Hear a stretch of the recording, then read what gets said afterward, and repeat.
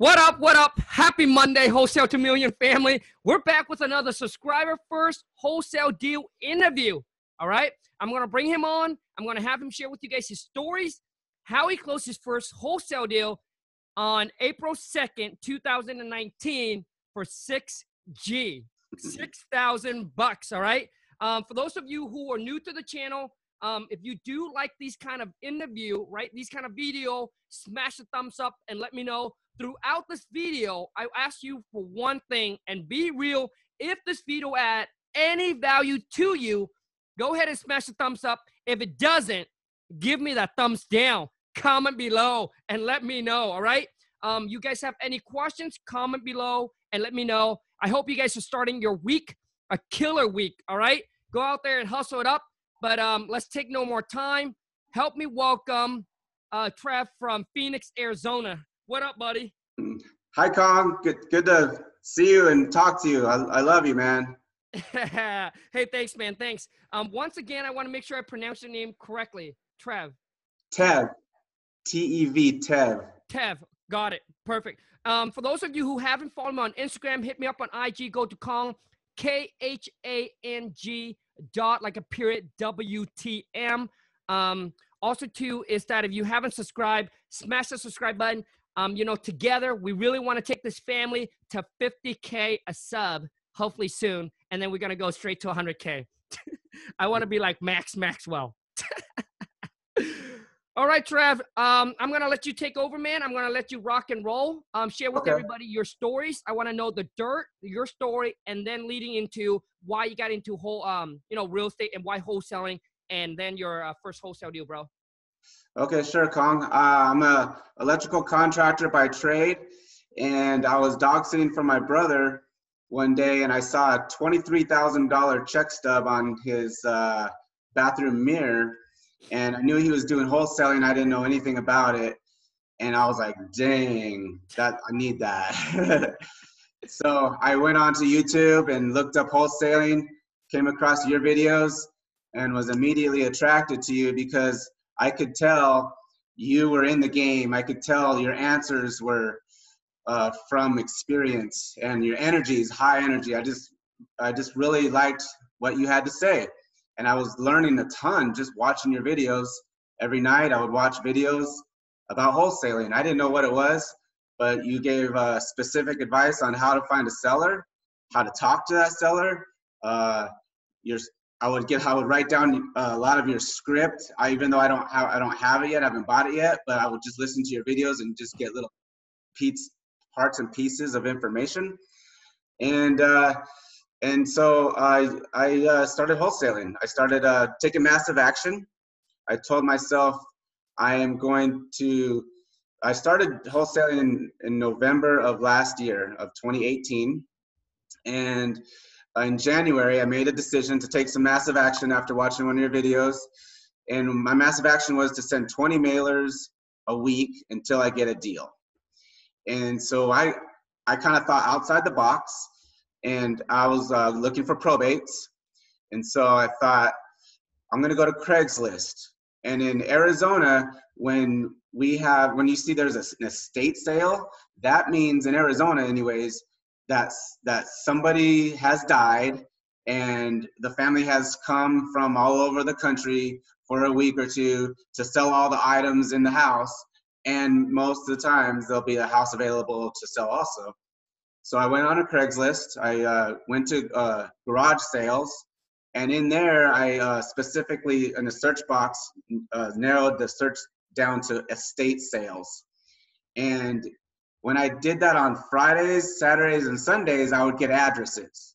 And so I would write down my 20 addresses, and I would send out a letter to them in a really nice full-size envelope with letterhead and really professional. I bought the expensive paper, and I just did 20 a week. And then one day, after taking a nap, I got a voicemail on my phone, and it was from a seller saying that she has a mobile home in Mesa that's on its own lot. It's paid off. Her husband just died, and she wants to move to Wyoming with her son. And I was like, cool. So I called her back, and I went through all of your lists of questions. I did a cold call with you in December. And so I knew, I learned about how to slow down on the important questions, and got all the pertinent information. And I know you virtually wholesale, but I set up an appointment, and we went out there, me and my brother. It was my first appointment in my life. And we went out there, and she knew all of what her mobile home was worth. She knew it was worth 130,000, and so it was a no deal. I mean, we got her down to 90, but my brother said we needed to get her at 40, so it was a no deal. But I saw in her yard she was doing her estate sale on Saturdays, so the next Saturday I went back as a customer, and I talked to her some more, and I actually got her, got building rapport. And the next Saturday I went back, and I got her down to 80 grand. And so I got a contract with her at 80, and I honestly was trying to sell it at 80. So I was trying to sell it to buyers at 87, and wasn't getting any interest from buyers who have cash. But I was getting a lot of interest from buyers who wanted to get a mortgage, but that wasn't what I wanted. I needed to sell the assignment over to a cash buyer and make some my assignment fee.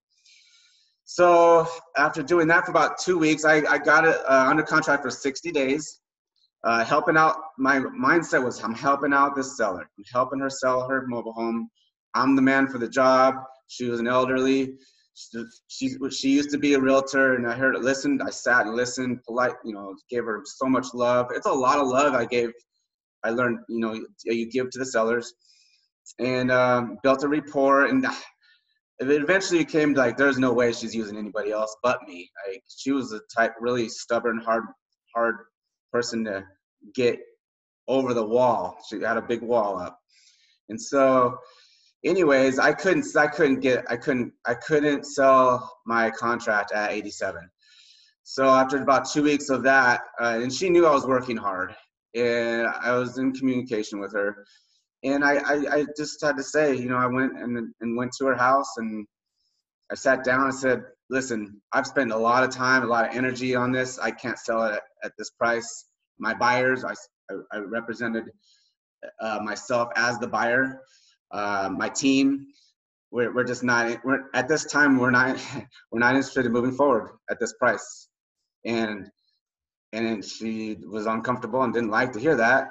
I said, but my team did say we can buy it at 62. And so she didn't like hearing that, and she tossed and she turned. But she eventually said okay. And so it was interesting. On the contract, I just put a line through the 87, and I wrote in 62,000. I initialed it. She initialed it. I sent it into the title company. They were fine with it. They just had to change some language on their side. So I was like, okay, cool. Like, I learned a whole bunch my first deal. So once I got it at 62, it was a deal. Now I had buyers ready to go at 68, and my first buyer fell through. I also learned there's a lot of broke cash investors who are just tire kickers, and unless they get a $3,000 non-refundable in, they're not serious, even though they sounded serious on the phone to me. So that first one fell through. My second one, he put in a $3,000 non-refundable, and that was his good faith. That was his good faith, and he was ready to go. And my seller was ready to close early because I had it until the end of April. She was ready to close April 2nd. So was my buyer, and we were able to make it happen. Tev, I gotta say, man, first of all, I gotta say congrats, bro. Way to build the rapport, the connections, love it. I agree with you. There are some sellers that's like, once you build the connection, you can feel it, but they're not gonna use anybody else but you because the relationship that you have built with them. Also, too, is you point on cash buyer, agree, 100%. I hear people said, whoa, Khang, I got a list of 1,000 cash buyer. Dude. You got to understand, like people say, I got a list. Great. Yes, you got a big list. But out of that list, who is the real? Who is the legit? Right. And you guys, it takes time, you know, when you go into this business, it's going to take you some time to filter out the tire kicker and the not. You're going to go through some, and then you're going to realize who is the real, true, solid buyers. And you only need like a good handful of them. Any deals that you send out, and then that's when you know, obviously that's when they're going to start buying it from you. But it's going to take over time for you to build up that solid cash buyers list. So don't hear people say, well, you know what? I got 1,000 on my list. I got 2,000 on my list, and believe that all of that is the real deal. Okay. So, and then you compare to your list, you'd be like, oh, I only got like 20 or 10, but maybe yours is solid. So Trev, here are some questions from me to you. So when you got it at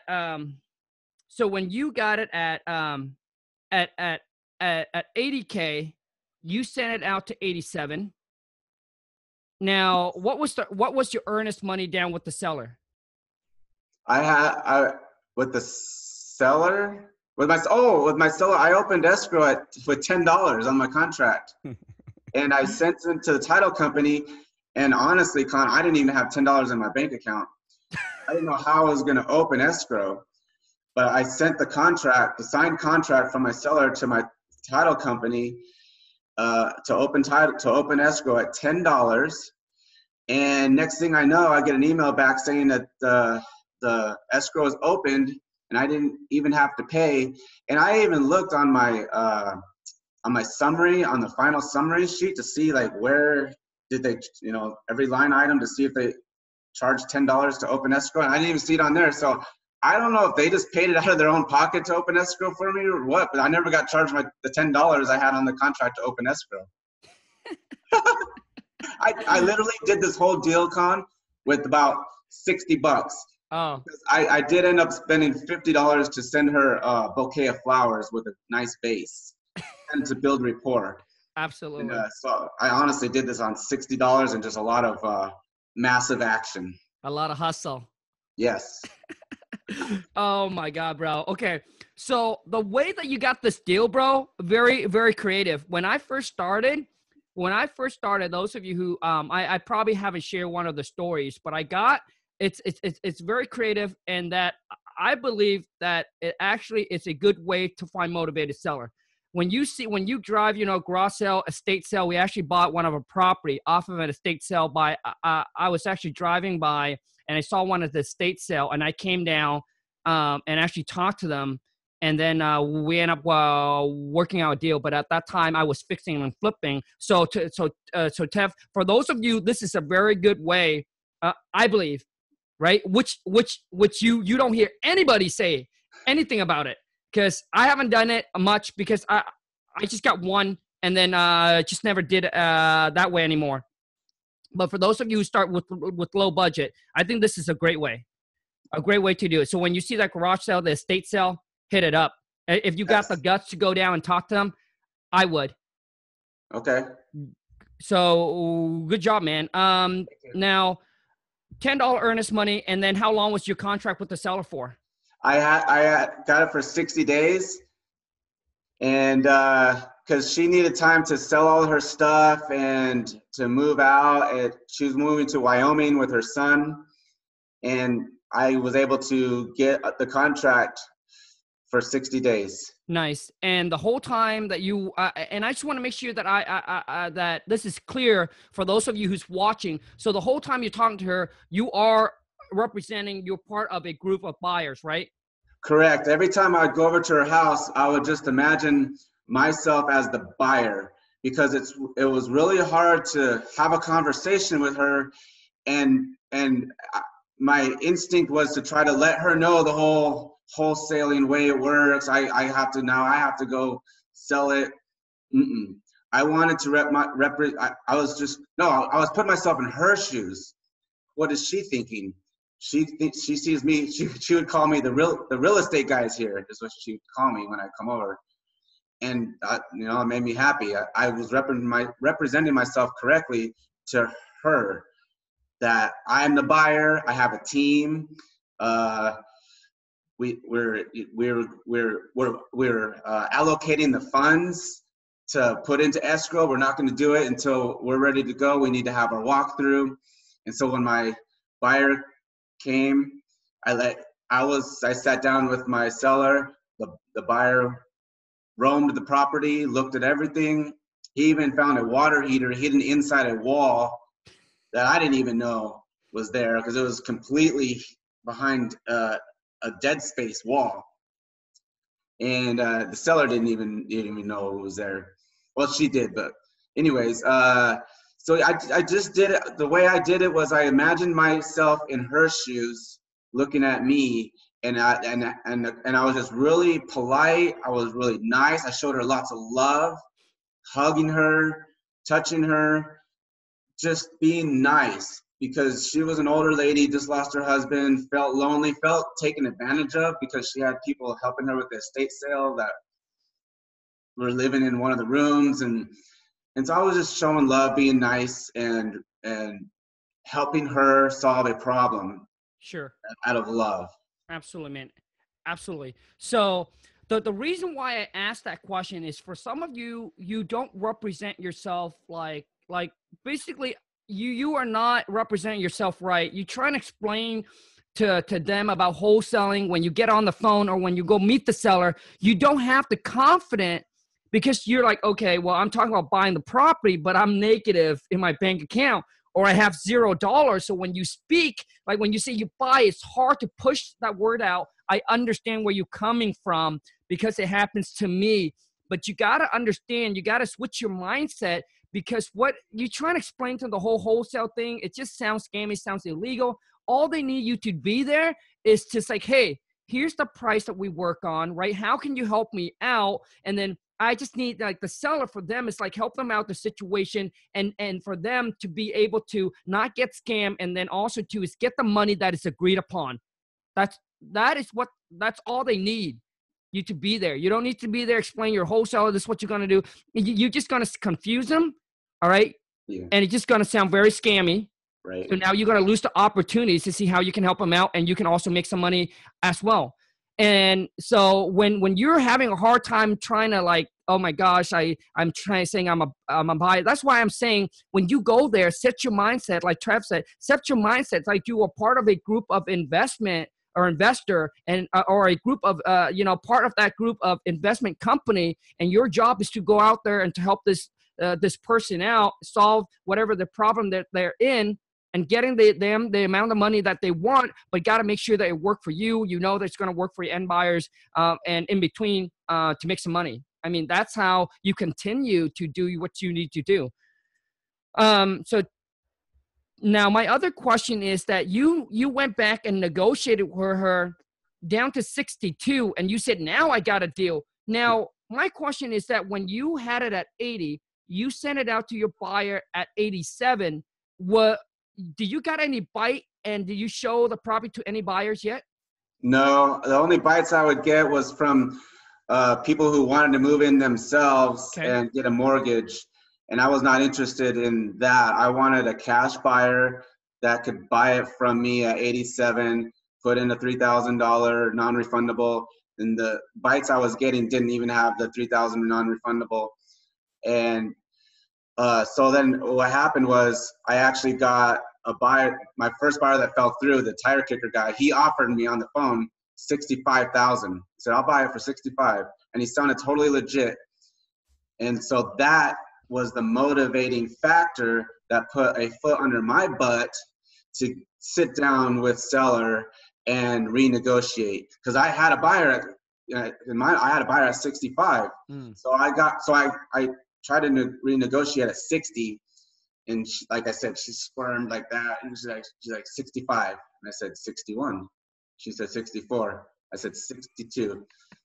How do I know that you're not going to do this to me again? I said, I promise you, this is it. And I was just serious but nice all at the same time. This is it. This is the deal. I have approval at this, and so she did it. So when I got to 62, I was like, yeah, I got a deal. But then, like I said, my buyer fell through. one of the reasons now I know if a buyer demands this, this, and this before he'll put his non-refundable, that's a tire kicker. He wanted to do an inspection on the septic tank before on his own dime. If the buyer's asking to do inspections on his own dime, and then he wanted me to do a memorandum promising the seller will be out April 2nd before the non-refundable. I realize now all those things were red flags. I should have realized right then. But everything happens for a reason, so I'm glad he was in my story because he helped me renegotiate down. Once I had it at 62, it was really an easy sell. Gotcha. Okay. Buyers. Sure. No, gotcha, Tev. So now, because the reason I asked this question is when I heard the story, you were confident at 62 that you're going to sell it. So I want to make sure that you're confident because you got a buyer in place or what. So now, so the guy that bail out and then offer you saying, hey, I'm ready to go at 65, have that guy seen the property yet? No. Well, just on the pictures, but he never walked. He never set up an appointment to walk the property. He just offered it over the phone. And let me tell you, Khang, he sounded so legit. I was like so excited. I thought he was the real deal. So that's what motivated me to go get it down below 65 so I could get a deal, my first deal. And so I'm really thankful for him, even though he fell through. Ah, I see. Gotcha. So because you're like, hey, if somebody is willing to like take it at 65, I know if I got under 65, there's going to be a deal here. Yes. Gotcha. Okay. Yes. So 62. So you got it back, went back. And with that, you felt confident. 62. Now, how do you find your buyer? Okay. So now I had a guy who called and I used what I heard you say on one of your videos, the second buyer in line as leverage. And so I had to tell the second guy who ended up being the real buyer, well, I already have a buyer. If he falls through, I'll come back to you. But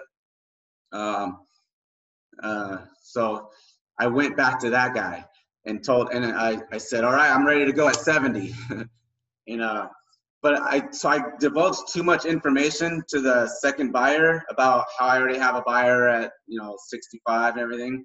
So then once we started getting close to getting a contract over to the buyer, he said, well, why can't I be at 65? I was like, you know what? If you put and so I used that as leverage. I said, you know what? If you put a $3,000 non-refundable tomorrow, I'll go 65 with you. And so that's how that worked out. Gotcha. Okay. So 62, send it over for 60. No, I got it at 68. I tried to go 70 with him. I tried to go 70 with the second guy because now that I had it at 62, I tried to go 70. And then he was good with that for a while, for a couple of days. But then before before he signed the contract, he's like, why can't I be at 68? So I divulged too much information to him about my first deal. Gotcha. Okay. So you guys, I'm asking all these questions for those of you who already know the process. This is just a repeat for you. But those of you who are starting out and you're confused and this, I'm breaking down little tiny bit as the best as I can. Obviously, I'm going to miss a little bit piece in there because when you first start out, you haven't done your first wholesale deal. All of this might sound confusing. So I'm really trying to break down every single little bit so you can actually understand the deal a little bit more. So send it out for 62. Okay, got it for 62. Send it out to the second guy. Now, let me share something with those of you. I don't care if your deal, you got no bites, no buyer, like no action. Any buyer that's going to call you and said, hey, like, have you got any offer on this? Have you got any action on this? Please, you guys, don't say no. Like, don't say no. Who want to buy an item that's not hot?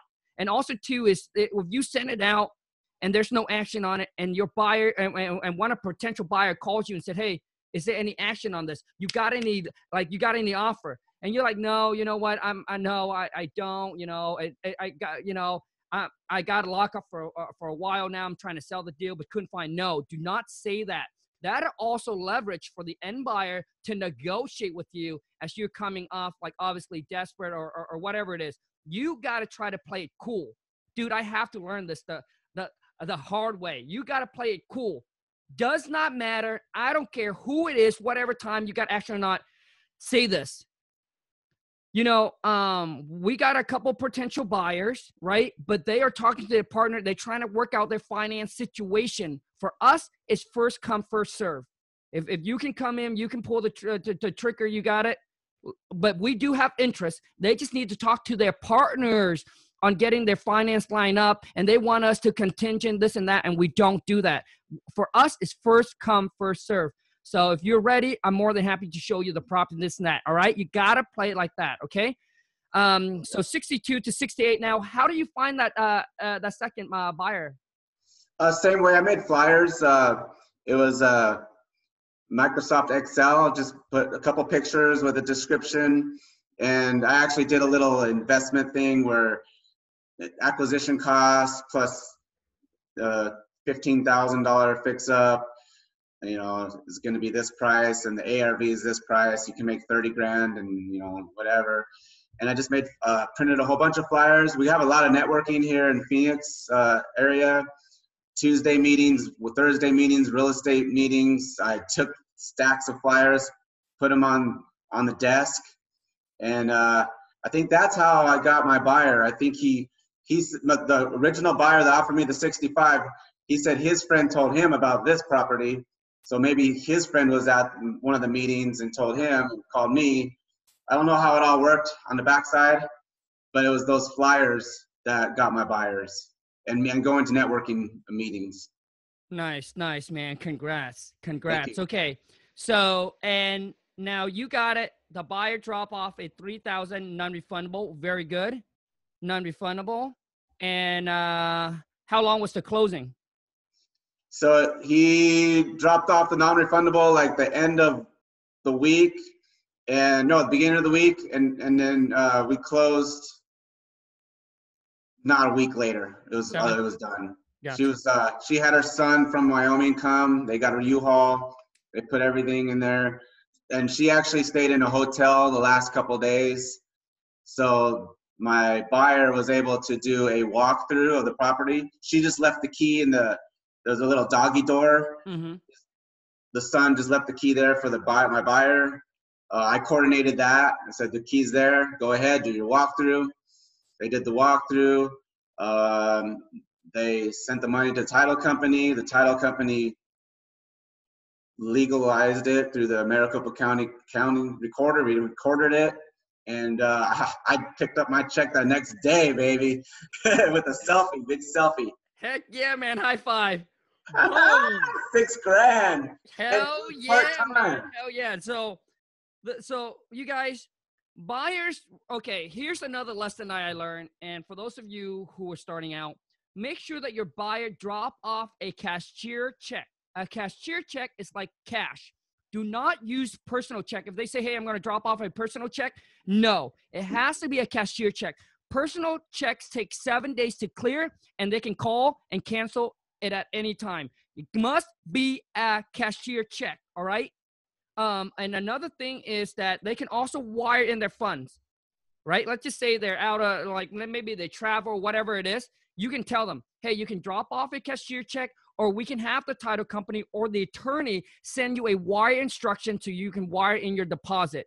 And most serious cash buyer, you ask them how quick can they close, they will tell you that they if all the number makes sense, everything's good, we can close in 7 days, 10 days, 3 days, 15 days is at, like, to me 15 days is it's like the max, because some people will need hard money lending, right? They'll get hard money lender, and hard money lender typically needs about 15 days or so, in my experience, to get the transaction done. But if they tell you I need 30 days, 45 days, or 60 days, you want to close this thing like ASAP until the money is in your hand, the check is in the bank. Ain't nothing within between, man. Anything can happen. So get it done. Let me see if we are missing anything. I think I think that's it. So, Trev, how do people connect with you, man? We're BBW Investments, Phoenix, Arizona. Wholesaling brothers, Tev, Josh, Shay Castro, Kristen Castro, and phone number is 480-289-8762. We're all wholesale family here. We just love each other, and we're in a great market. I've lived here my whole life. I'm a native Arizonan. So now I'm actually finally in real estate. I never thought I'd be in real estate, but this is the vehicle where I'm going to use to become a millionaire. Love it, man. Love it. So you guys, if you listen to me, if you're watching this, if you'd like me to continue doing the subscriber first wholesale deal, show me some love, comment below, smash the thumbs up, show my guests some love, because I only want to really narrow down the channel, giving you guys the kind of content that you want. So if you guys don't like these kind of interview or whatever, just comment and let me know. But if you want me to continue doing this, you got to let me know, okay? And by letting me know, smashing the thumbs ups or comment below. And now, Trev, let's wrap this up, man. Any tips, advice that you can give to the one that are starting out, man, and haven't got their first wholesale deal done? Yeah, man. Do it out of love. Just don't be competitive. Be cooperative. Love your seller. It's an emotional ride. And you'll notice once you break down their wall and you become their friend, it all just works out. And you're an honest person and you're straightforward and you're doing this to solve a problem and to help. You're doing this to help. You're doing this to solve problems. It's all going to work out. I mean, you're there for a reason. You're watching this for a reason. And that reason is to help people that need you. There's people out there that need you. Don't look at it. Don't look at the money thing. That's just frosting on the cake. Go out there and help people. And this is the right career. This is the right vehicle to make massive money. Awesome, man. Love it. So once again, you guys, if you haven't subscribed to the channel, smash the subscribe button. Remember to turn on the bell notification so when I upload a new video or when I go live, you get notified. And also throughout this interview, I hope that we're able to add some value to you and not waste your time. And if Trev and I did, please smash the thumbs up, comment below, and let us know. Any question, just comment below, and I'll make sure I put all of Trev information, his contact, in the description. All right, you guys. And if you haven't followed me on Instagram, hit me up on IG. Go to Khang, Khang. Like a period, WTM. Tev, I want to say thank you so much, brother, and take care. Have a great rest of your day, and I wish you massive success. Thanks, Khang. Ciao, bro. Ciao.